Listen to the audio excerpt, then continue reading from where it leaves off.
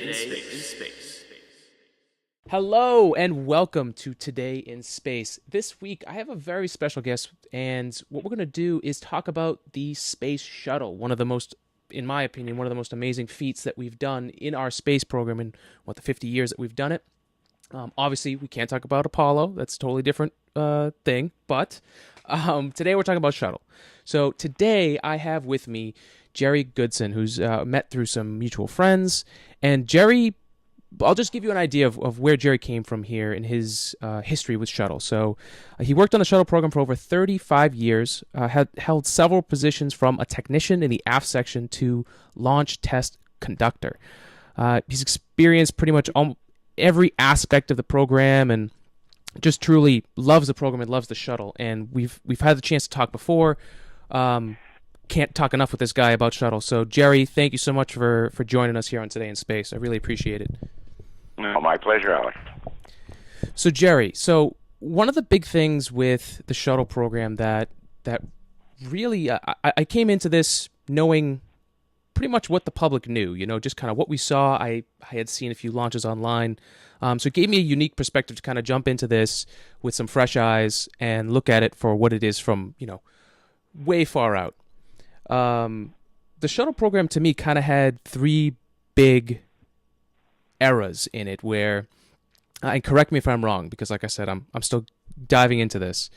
The beginning was pretty much creating the spacecraft so that we even learned, we've never built a spacecraft like that's returned from Earth. So this is one of the first times we ever did that. So it seemed like the first era was just figuring out how it worked.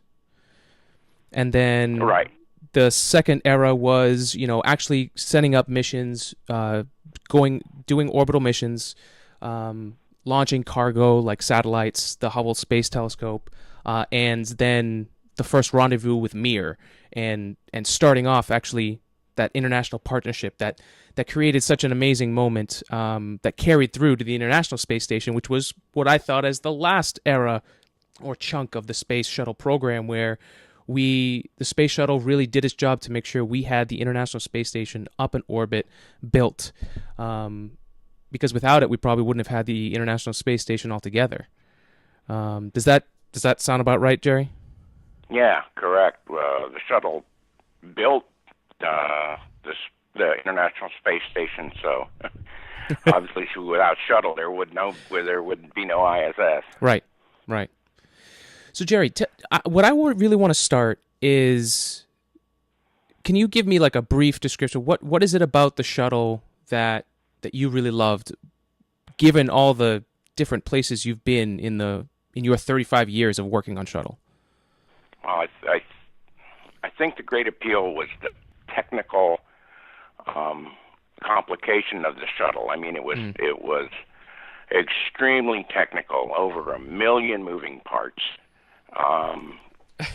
with a triple redundancy that's required for manned launch. Every system was not just redundant, but triple redundant, in order to ensure safety of manned spaceflight. Mm-hmm. And Jerry, do you mind going over what redundancy really means for people? Some people that might not even know what that is.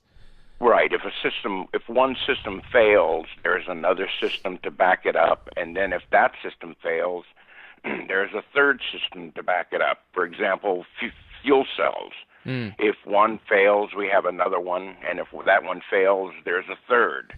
So all systems are backed up or redundant to a third level. And of course that would mean into mission you'd have to come home early, but still it saves. You're ensured that the crew and the vehicle is safe. Yeah, and I think that's an aspect that I don't think a lot of people ever really dive into with a lot of these things. When the shuttle incidents happen, which we'll talk at another episode about those. Yeah, I don't think a lot of people really know all the detail that goes into this stuff. It really is a remarkable feat, and one of the big things about Shuttle that really just kind of blew me away was the beginning process when they were really conceptualizing the shuttle, and we ended the Apollo program, and we wanted to reach further. We wanted to do something we'd never done before.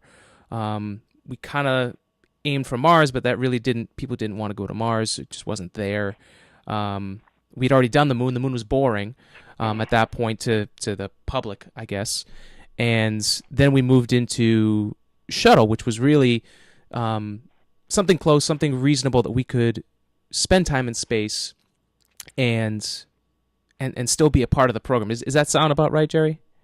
Yeah, exactly. And initially the shuttle, and I have some of the pre-STS-1 projections of Space Shuttle, and it was actually the program was pitched to have a reusable vehicle that could launch within 30 days. Oh wow! So they were really optimistic about what the shuttle could do. Very optimistic. And then when we received the vehicle and decided we would start testing every system, the time that it took to do that became obviously a lot longer than a 30-day turnaround. Right. So, and when you're saying systems, you're saying, after the shuttle would launch and come back, you're doing these checks to see what happened, pull the data off, see how it performed, and then rebuild those systems, bring them back online? Yes, every system would be brought online and tested to make sure that it functioned properly, and any problems in that system would then be repaired and then retested. And the engines, obviously, once a launch, the engines would be removed, mm-hmm. which was a long, what we call a long pole, or a longer timeline to remove engines, have them back at the Rocketdyne shops and have them retested, and some of the impellers rebuilt of the turbo chargers, and then reinstalled and then retested. So so when they were hoping for 30 days, what did it end up becoming? What was kind of like an average of how long it would take to turn around a shuttle? I'm trying to remember what our record was. I think it was I think we launched 3 in a year. That's when we had 5. Wow. 3, 4. It was a long time ago. My memory isn't as sharp as it used to be, but I think the fastest turnaround was 30 days in the OPF, 31, 37 days, something like that, which is an extremely fast turnaround in the OPF, the Orbiter Processing Facility, which from landing, then that's based on landing at KSC, rolling into the Orbiter Processing Facility, and being successful in testing, and then and at that point it would go to the VAB for I think the record was just under 2 weeks, and then at the pad, which is about a 30-day turnaround for the pad, and the launch countdown actually lasts a week. Wow. For launch countdown, you don't see that, but there is a week's worth of work, 24 hours a day, 7 days a week of work to prepare everything for launch countdown. So it's a very long process just to launch. Right. It's really, I mean, what goes into all this, and just to get us off the planet in the first place really blows me away. The more I learned the intricacies of everything and how many people go into getting us into space. It's not one person at all. It's a culmination of tons of people working that, and most of them are behind the scenes. Will never even see them. Exactly, and some of the early problems that we found were the auxiliary power units, which produced in turn our hydraulic power to move all the aero surfaces. We found during off-site testing at a different part of the country that if you tried to restart an auxiliary power unit when it was hot, they exploded. Oh my God! Which nobody knew when we first installed the APUs into the vehicle. So and one of my first tasks was working a water spray modification to the APUs so that we could cool them down to a temperature that they could safely restart. And that was an enormous modification. And then the tile. Once all the tile was installed, we started doing pull tests to ensure that they would adhere for the to the vehicle. Right, and Jerry, sorry, I just want to stop here because the tiles, I think, is one of the cruxes of the story that I definitely want to spend some time talking about because it caused so many issues down the line. So I'd love to dive deeper in that with you. I mean, basically, for those that are just a little bit unaware, if I'm correct, Jerry, both missions where there was a disaster, it was a tile issue, correct? No. No. Okay. No, not really. Okay. Okay. This is why I ask. Right. The Challenger disaster was an O-ring problem in the SRB that they launched under design temperatures. It was very, very cold, which is odd in Florida, but it was extremely cold. And was it plagued by a bunch of delays coming up to that point in the first place? It was.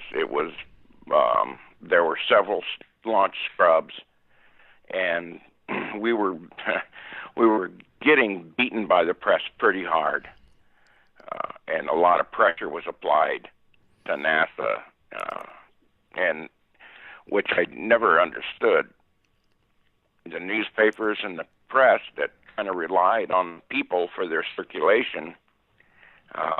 The press wasn't very kind to us, to be honest, in my opinion, and that added to the pressure to launch. And they launched when they were out of specification of the O-ring, suppleable. They weren't supple enough to contain the gases because the solid rocket boosters are stacked in segments, and they're bolted down in a way with an O-ring in between them to keep the gases in. Right. And that O-ring failed, and it burned into the tank and caused an explosion in the Challenger incident. And what had happened with the Columbia, there was a piece of external tank foam that broke loose from the tank and collided, with some of the RCC, the leading edge ablative that was on the leading edge of the wing, caused a big hole in that, and during a reentry, that led to a critical bleed through of hot gas from the reentry into the orbiter that caused that to break up, melted the aluminum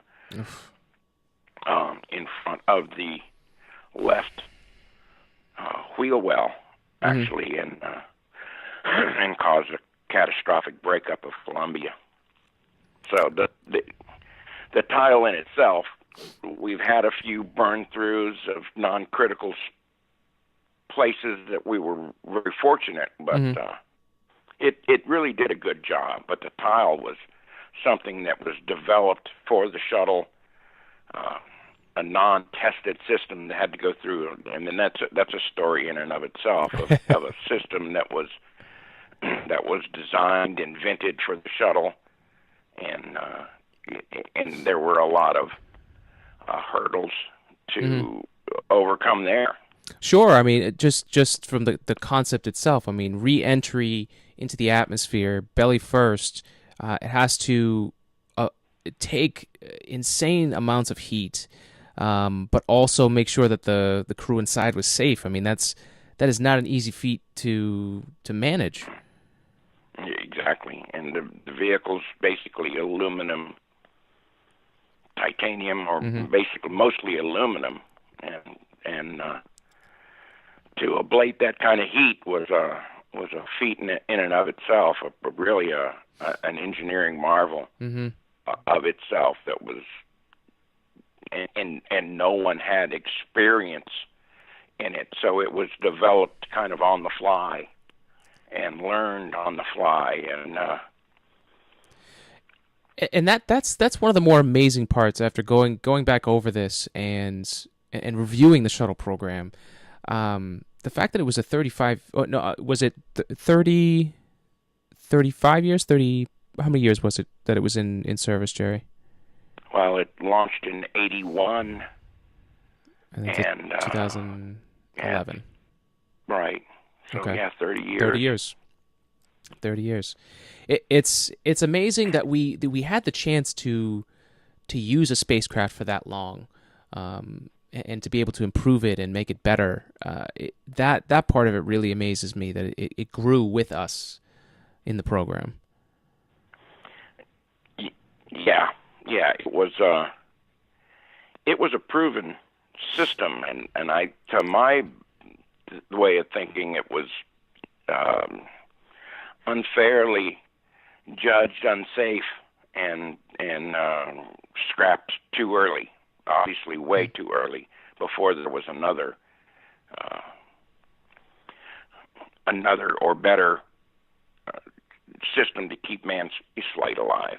Right, and we see the outcome of it now. Where we, since 2011, haven't been able to launch American astronauts from American soil, and our program has been spending way too much money. Going with the Russians with the Soyuz system, which is proven, but again, we're paying millions of dollars per seat, as opposed to figuring out a way to do it ourselves. And I think we went from everyone knowing the shuttle being this icon of the country, of the space program, of exploration and NASA, to, does NASA even exist anymore? There was no. Oh yeah, yeah, but no one knows it. No. They know SpaceX now. They know, if they really pay attention, they know Blue Origins, with Jeff Bezos. But really, it's a billionaire's game at this point. It's not, and that's not saying that NASA isn't doing great things, but perceptively from the public, it's almost as if they're not there. Right. Well, there's no national pride of space exploration any longer. It's like you say, a billionaire's game. It's a money game. It's not a matter of national pride any longer, to my way of thinking. Yeah, and I think that's a fair assessment.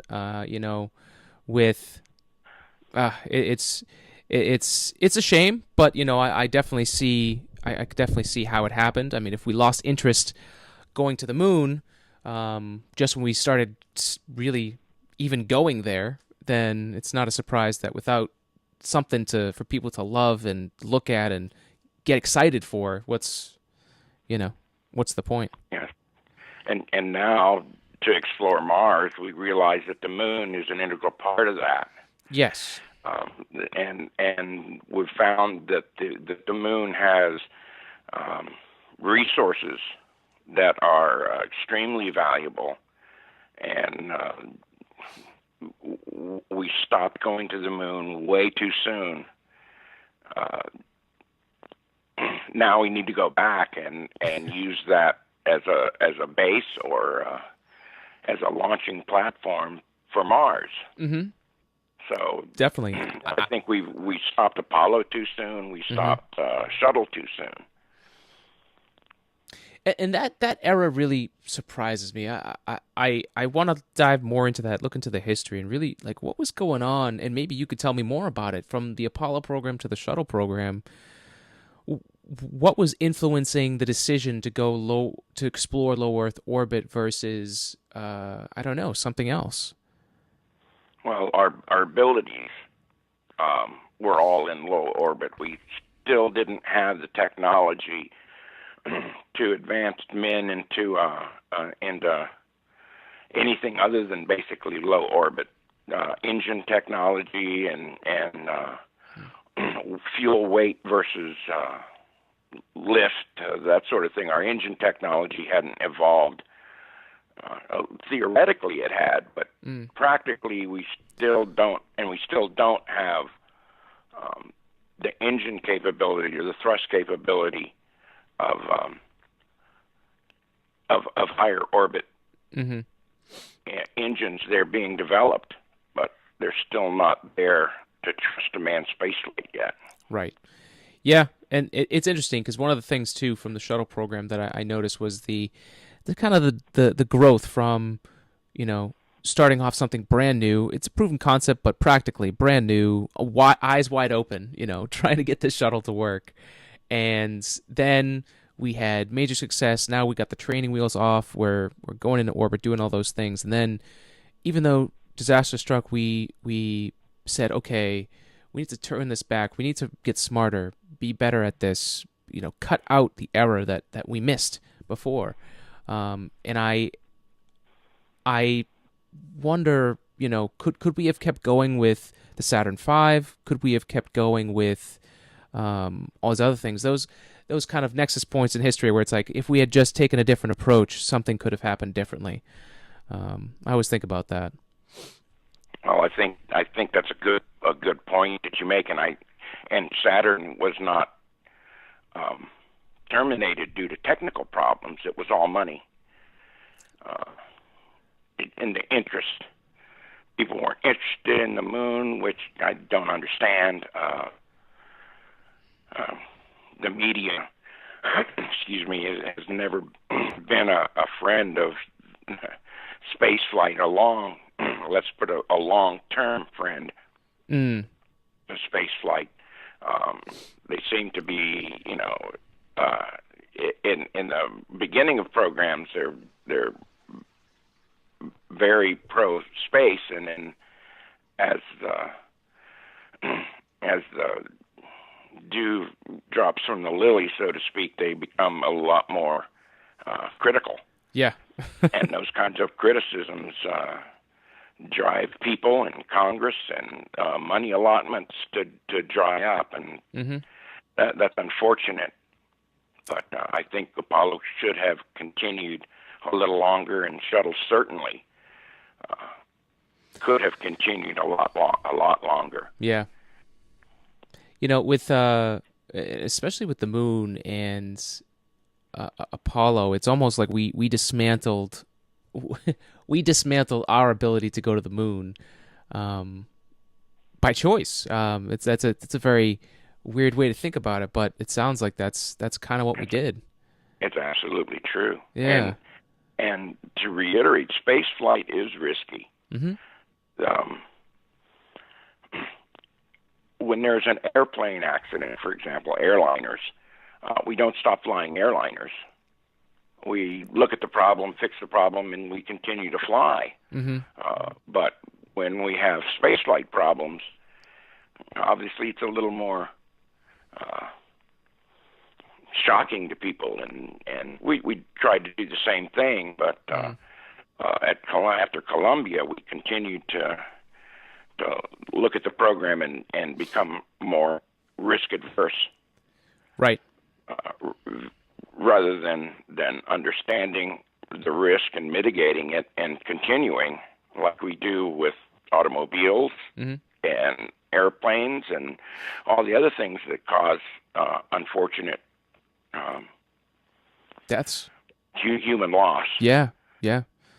That's wow. That's a great point, Jerry. I wonder if it's because it's such a grand, like, I think people think that it's I don't want to say it's unexpected. Of course, it's unexpected. No one's expecting it to go up, but it's not like the astronauts went up there not knowing that could be a possibility as well. Oh, absolutely. They're very in tune to the risk, and so is everyone that is involved in any aspect of space flight. They're well attuned to the risk, and it makes everyone much more attuned and every day in their testing and every day in their writing of proposals and procedures, they understand that human life is at stake, and they strive every day to make sure that they are as good as they can be to try to mitigate those risks. Mm-hmm. So everyone understands, everyone that's involved with the space program certainly understands those risks, and they strive to take that on mm-hmm. as a challenge, and mostly successfully. Yeah. When you look at the track record of it, it really is amazing. How much success there has been with how dangerous it could be. And the shuttle was an extremely complicated vehicle, mm-hmm. extremely complicated. And some of the critics said it was overly complicated, but to ensure that triple redundancy and to affect as much safety as we could put into the vehicles and the program, mm-hmm. You still have to assume some risk. Right. Yeah, that comes with it's the nature of what you're doing. We're exploring. We're not, we're not going on a trip to Florida or something, like cross country trip. It's exactly. You're not just crossing the road. You're No. exploring space, which is a risky proposition, mm-hmm. and you have to be able to, accept when technology or materials fail you. Right. Some of those things you have no control over. You try to control them as much as you can, but mm-hmm. but you have to realize that you can't control everything all the time. Right. Agreed. You Yeah. can try. Yes. You could definitely try. And we did that. Yeah, it's a very scientific mindset to the whole thing, where because you have to be. If you are emotional about it, you'd never be able to get up and keep doing it, because there's too much at stake emotionally. But if you approach it scientifically, it's like, okay, we've tested out the body, we know it should work, the engines, this and that. We've gone through the math. I mean, you see through the flight heritage of the shuttle that it got better over time once we figured out all the flaws, and the ones that happened we were unaware of. So you learn that along the way, and that's not that it's a perfect comparison, but when you're doing an experiment and something doesn't go right, or you don't get the data you're looking for, I mean, you don't just pack it up and go home. You adjust, you move to the next level with it, and figure out, okay, how can we make this work? Exactly, and the O-rings were a perfect example. Those seals were modified, and a redundant O-ring was put into place, and the O-rings were modified in order to prohibit any kind of bleed through or leak of those segments. Although I have to say, NASA launched out of the specification of the material. Yeah. They knew that they were out of spec. They knew that they were below the temperatures that were safe to launch. Mm-hmm. But the pressure from the media, the pressure from, I'm not saying the public, but right. The media was horrible at the time of our launch scrubs. And launch scrubs are expensive. Yeah. Sure. $1.3 million for every time we tank and detank. It's an expensive proposition. Yeah. The gain that you get from it, and the spin-offs from Space Program in just the medical field alone have saved more lives than it's ever cost. Well, yeah, the numbers, for whatever reason, really, I mean, obviously it's a lot of money, but when you look at how much money is spent in the space industry and then what has come out of it, I don't think there's a better return on your investment in any government entity. Just on a societal level alone. Never mind what it did technologically. Well, and I think NASA, as a government agency, is precluded from,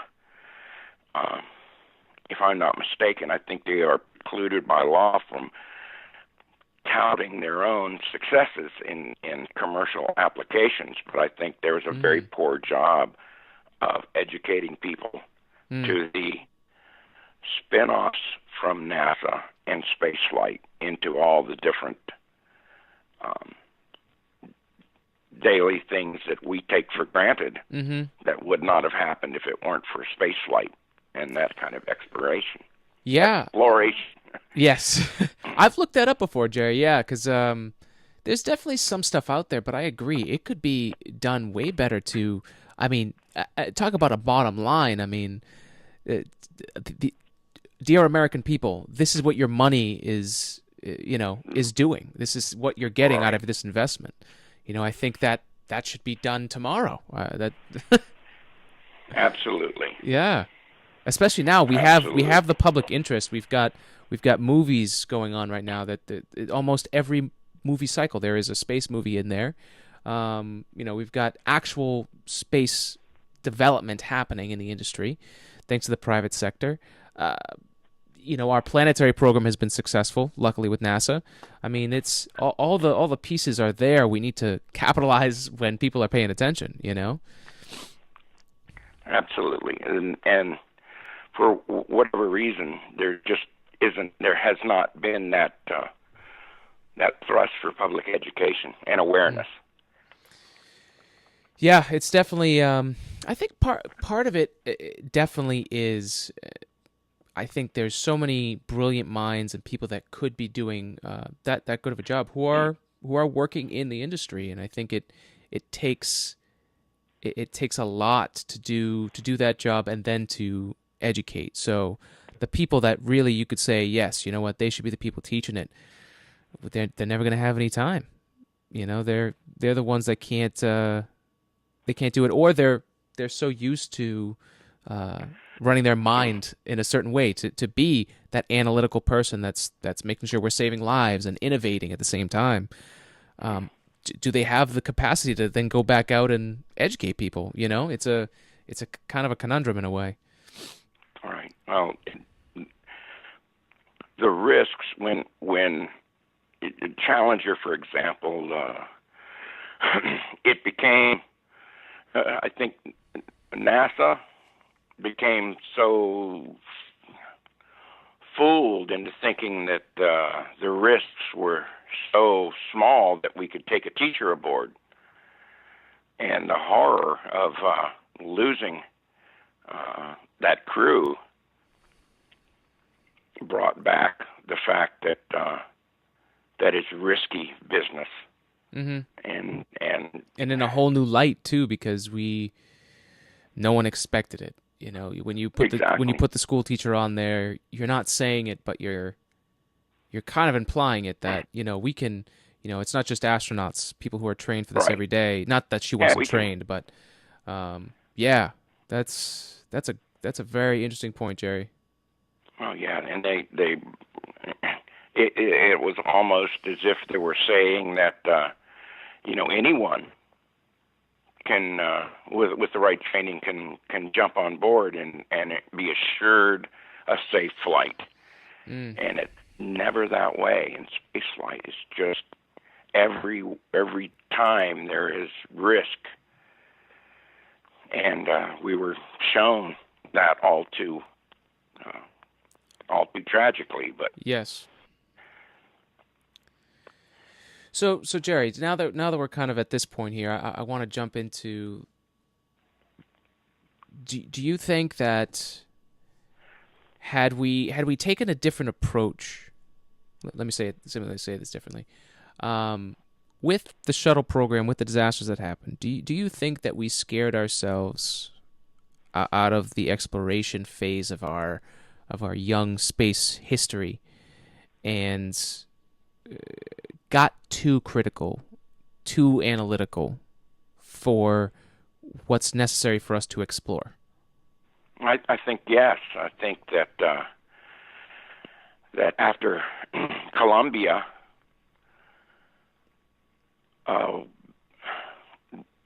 no one wanted to assume the risk. After Challenger, that wasn't not the case. But after Columbia, and in several NASA-only meetings that I heard of secondhand, I wasn't there, but I understood that NASA was no longer willing to accept the risk. They became extremely risk-adverse. And although a great track record was obviously there, right?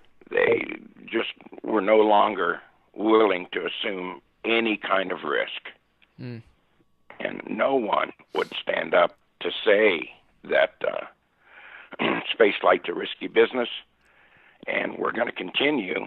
And I'll be the one to stand up and say it, that it's okay to proceed. I mean, no one would do that. So everyone was really just shell-shocked by the whole thing.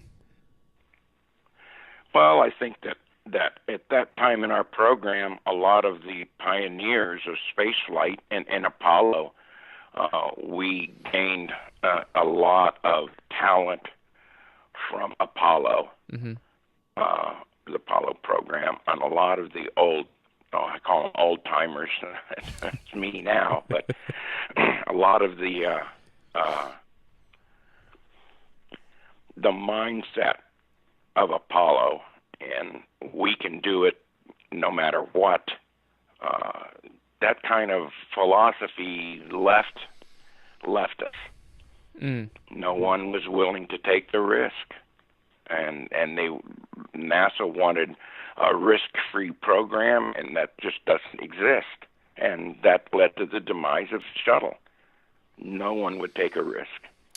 They wanted 100% guarantee, and it's just not there. It's not there when you climb in your car.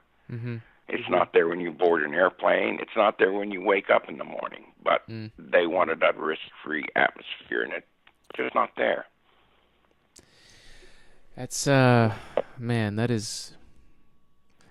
It's fascinating because you spoke of the media influence from the shuttle timing that NASA unfortunately caved to it at one point, which you can kind of see in today's world with social media and stuff like that. It's the same, if you could be tempted to jump in. Obviously, with NASA, it was a lot more serious, and they were very, very pushed by the media.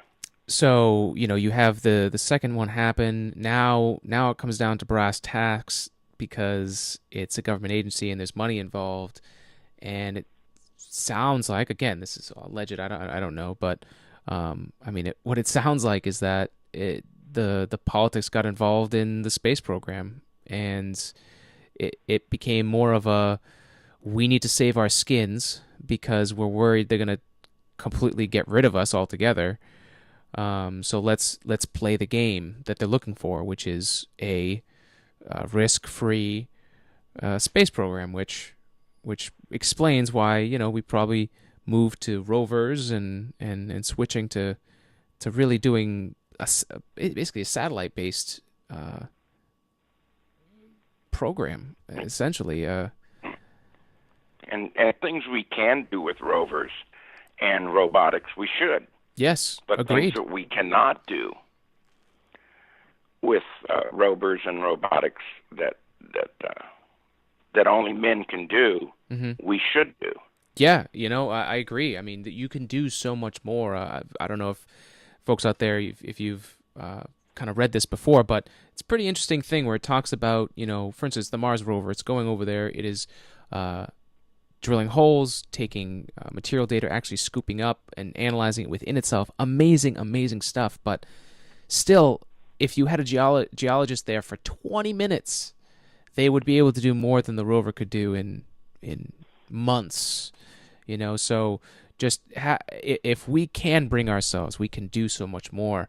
And that's, I think, one of the major directions that our space program has gone to is kind of a long live the space program kind of mentality, where it's, we need to survive. So these are the missions we can do given our budget.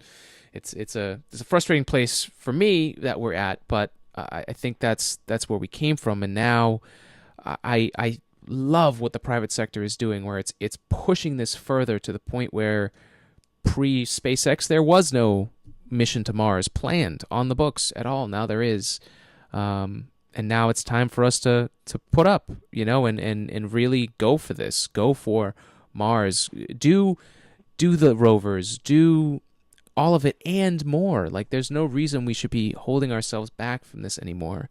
And I'm really glad that you spoke a little bit about what happens to a space program, and even in something as great as the shuttle. Space program is difficult. The space program we're not supposed to be there. We manipulate it so that we can do that. Exactly right. It's a technological marvel. Yeah. It's man overcoming nature in the boldest sense. Mm-hmm. And and unless there was risk, there would be no America today. I mean, how risky was it to set out on a square rigger, mm-hmm. and travel months and months at extreme peril, and possibly die on the way over. World. Yeah. Yes, and many did. Yeah. Many did. Yes. But that didn't stop. That didn't stop people. Mm-hmm. From exploring. It didn't stop people from their inevitable discoveries, and it shouldn't stop us either. Mm-hmm. I agree. And I think we need to focus on what is our reason for going into space, because when during the Cold War we had a reason. We need to beat the Russians to the moon. We didn't have a choice. Otherwise, whoever gets the high ground, that's it. Exactly. So that's a great reason. For survival, that's a great reason. With shuttle, it was to prove a point, to show that we could go out there. But when we had all of the major disasters we had, the early programs, Gemini, all the early programs that we had, and the difficulties we had, it's pretty easy to take the jump and say, okay, we need to, because the country's the future of the country depends on it. That's a different motivation altogether. Mm-hmm. Then you've got shuttle, where it's really amazing. Mars, we need to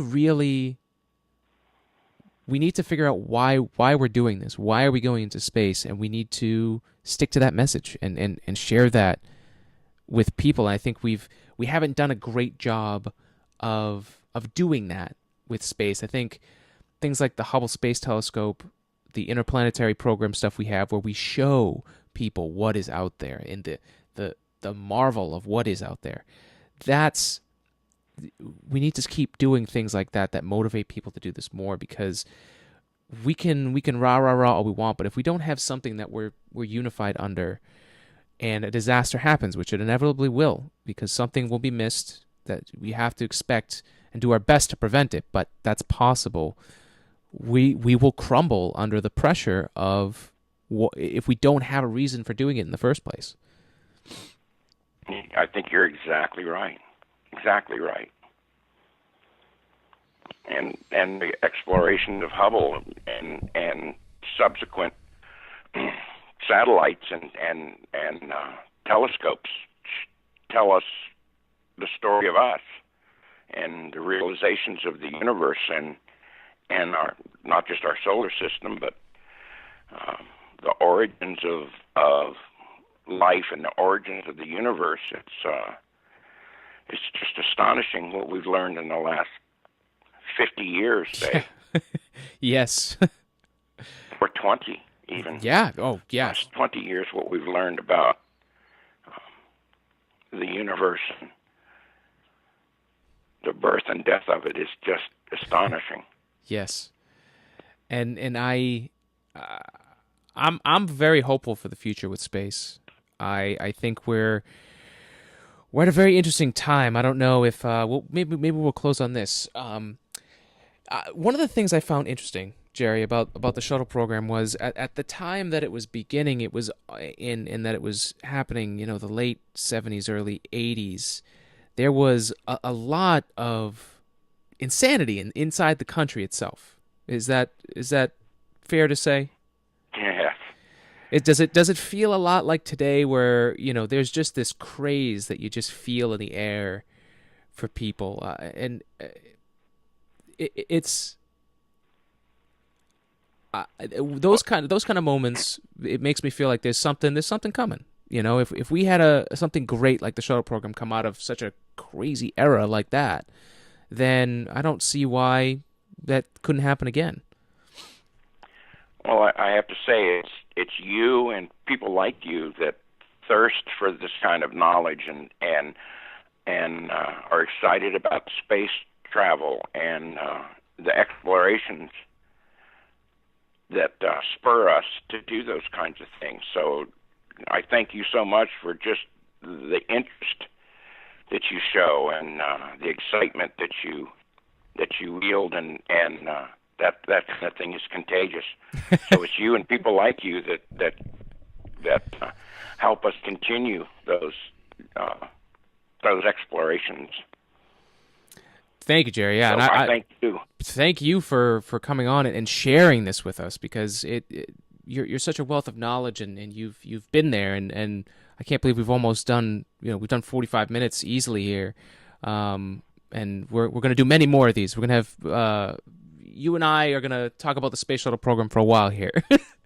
there's so much to go over, and really this was a lot of fun. Thank you for kind of going on that journey with me and talking about shuttle, because you're right, it was a technological marvel, and just to have someone who is as involved as you are is an honor. So I really appreciate it. Well, the honor's mine. I thank you for having me, Alex. Thank you very much, Jerry. And until next time, we'll stay well, and we'll talk more shuttle soon, all right? I look forward to it. All right, Jerry, thank you so much.